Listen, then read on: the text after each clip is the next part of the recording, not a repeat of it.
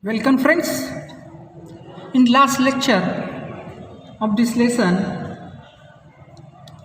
the fun they had, standard 9, we have studied that how Margie and Tommy were talking about the old schools. When does that story take place?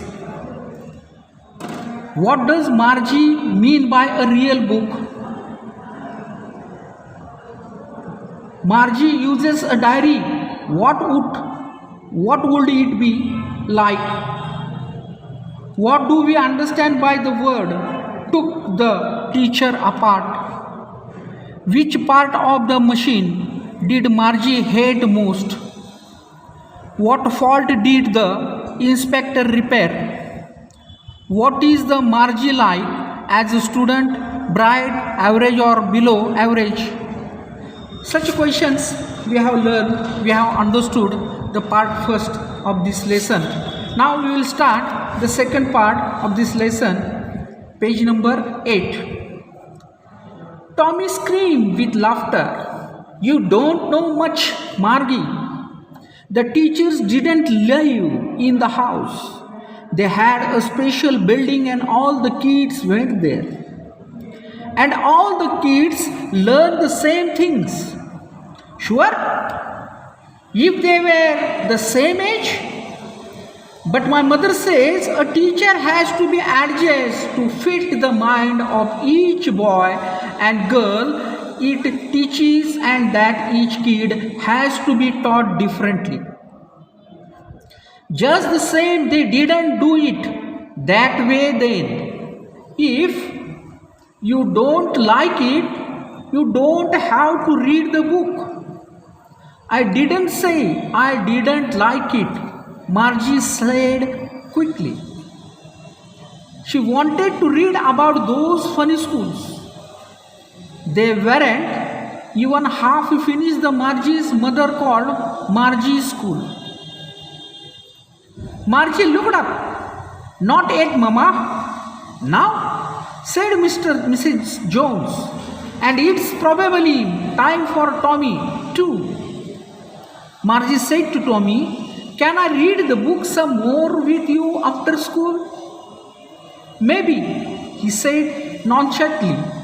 He walked away whistling, the dusty old book tucked beneath his arm. Margie went into the classroom. It was right next to her bedroom, and the mechanical teacher was on and waiting for her. It was always on at the same time, every day except Saturday and Sunday, because her mother said little girls learn better if they learn at regular hours. The scene was light up, and it said, today's arithmetic lesson is on the addition of proper fractions. Please insert yesterday's homework in the proper slot. Margie did so with a sigh. She was thinking about the old schools they had when her grandfather's grandmother's was a little boy. All the kids from the whole neighborhood came laughing and shouting in the schoolyard, sitting together in the classroom, going home together at the end of the day.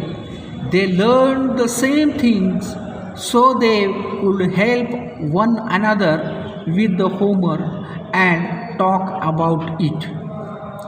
And the teachers were people. The mechanical teacher was flashing on the screen when she add fractions 1 by 2 and 1 by 4.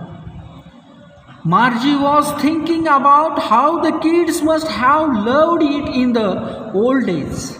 She was thinking about the funny or about the fun they had. In this lesson, when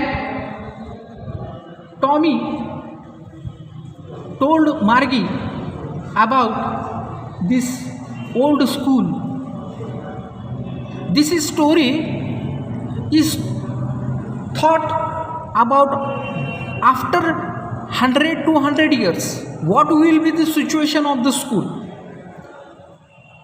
ही जी गोष्ट आहे, ही गोष्ट एक 100-200-300 वर्षांनंतर शाळेची काय परिस्थिती असेल, शाळा कशा असतील, जसं डेव्हलपमेंट व्हायला लागलेलं आहे, जसं आज आपण कोविडच्या पिरियडमध्ये ऑनलाईन शिक्षण घेतोय, शाळेत न येता शिक्षक तुम्हाला शिकवतात. काही वर्षांनी, काही शतकानं शाळा ही संकल्पना अस्तित्वात राहते की नाही, आणि मग त्यावेळेच्या शाळा कशा असतील, त्यावेळेची मुलं कसे विचार करतील, ह्याविषयी ही स्टोरी आहे. पुढचा जो भाग आहे तो आपण बघायचा आहे. टॉमी जोरात हसून म्हणाला, तुला काही माहीत नाही मार्जी, ते शिक्षक काही घरात राहत नसत, त्यांची एक खास इमारत असे आणि सगळी मुले तिथे जातात आणि सर्व मुलं एकसारख्याच गोष्टी शिकतात. हो, एकाच वयाची मुलं असतील तर, पण माझी आई तर म्हणते की प्रत्येक मुलाच्या किंवा मुलीच्या बुद्धीप्रमाणे प्रत्येक टीचरने स्वतःला जुळवून घेतलेलं पाहिजे आणि प्रत्येक मुलाला वेगवेगळ्या पद्धतीनं शिकवलं पाहिजे. तेच तर ते तेव्हा करीत नव्हते. तुला आवडत नसेल तर ते पुस्तक वाचलं नाहीस तरी चालेल. मला आवडलं नाही असं मी म्हटलं नाही. मार्जी लगेच म्हणाली. तिलाही त्या मजेशीर शाळेबद्दल वाचायची इच्छा होती. त्यांचं बोलणं पूर्ण व्हायच्या आतच मार्जीच्या आईने तिला हाक मारली, मार्जी, शाळेची वेळ झाली. मार्जीने हळूच वळून पाहिले. अजून नाही मम्मा. होय, मिसेस जोन्स म्हणाल्या. आणि बहुतेक टॉमीची देखील वेळ झाली असावी.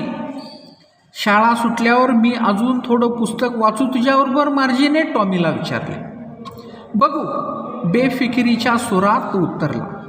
ते धुळकटलेलं जुनं पुस्तक आपल्या काकेत खोचीत शीळ घालीत तो वाजवीत तो निघून गेला. मार्जी वर्ग खोलीत गेली. ती खोली तिच्या झोपण्याच्या खोलीला लागूनच होती आणि मेकॅनिकल टीचर चालू झाला होता आणि तिची वाट पाहत होता. तो दररोज त्याच वेळेस चालू होत असे आणि शनिवारी आणि रविवारी सोडून तो तास घेत असे. पडदा उजाळला होता आणि त्यावर लिहिले होते, आजचा अंकगणिताचा धडा अपूर्णांक अंकांचा बेरजेवर आधारित आहे. कृपया कालचा गृहपाठ योग्य खोबणीत किंवा खाचेत सरकावा. एक उसासा टाकीत मार्जीने तसे केले. तिच्या आजोबा लहान असताना ज्या जुन्या शाळेत होत्या त्याबद्दल ती विचार करू लागली आणि आजूबाजूच्या परिसरातील सर्व मुले हसत आणि ओरडत करीत शाळेच्या पटांगणात येत, वर्गात एकत्र बसत, दिवस संपल्यावर एकत्र घरी जात. ती सर्वजण सारख्याच गोष्टी शिकत. त्यामुळे ती एकमेकांना गृहपाठ मदत करू शकत आणि त्याविषयीही बोलू शकत. आणि त्यावेळेची शिक्षक ही माणसे होती. आपण जेव्हा 1/2 आणि 1/4च्या अपूर्णांकांची बेरीज करतो तेव्हा मेकॅनिकल टीचर पडद्यावर दाखवत होता. पूर्वीच्या काळी मुलांना हे सर्व किती आवडत असेल याची मार्जी विचार करू लागली आणि मजेत घालवलेल्या वेळेबद्दल ती विचार करू लागलेली होती. म्हणजे जी आजच्या ज्या शाळा आहेत ह्या भविष्यात कशा असतील, ह्या शाळेंचं अस्तित्व कशा रूपामध्ये बदल होणार आहे. कारण मॉडर्न जमाना येणार आहे. भविष्यामध्ये अनेक प्रकारचे शोध लागतील आणि त्या शोधामध्ये शाळासुद्धा ही संकल्पना कशा रूपामध्ये असेल भविष्यातल्या 100, 200, 400 वर्षानंतर विद्यार्थी आजच्या शाळेबद्दल कसे विचार करतील, कसे विचारत असतील, त्यांना ह्या शाळेचं कसं कुतूहल असेल, ह्याविषयी ह्या पाठामध्ये आपल्याला दिलेलं आहे, आपण शिकलेलं आहोत. होमवर्क हा धडा पूर्ण 2-3 वेळा वाचायचा आहे आणि ह्याच्यामध्ये अंडरस्टँडिंगची जे काय क्वेश्चन्स आहेत त्या मित्रांनो आपण पूर्ण करायचे आहे. धन्यवाद. थँक्यू.